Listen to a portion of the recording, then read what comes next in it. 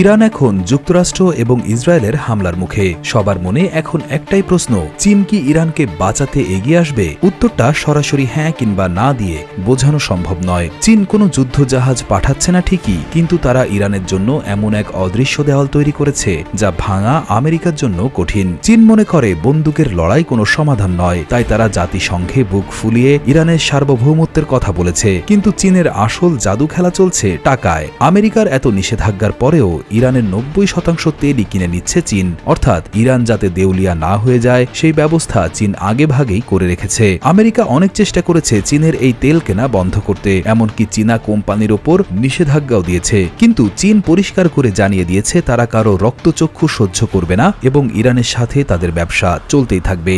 যদি বাঁচানো মানে যুদ্ধ করা হয় তবে চীন সেটা করবে না, কিন্তু যদি বাঁচানো মানে হয় ইরানকে অর্থনৈতিকভাবে টিকিয়ে রাখা এবং বিশ্ব রাজনীতিতে একা হতে না দেওয়া, তবে চীনই এখন ইরানের সবচেয়ে বড় ঢাল।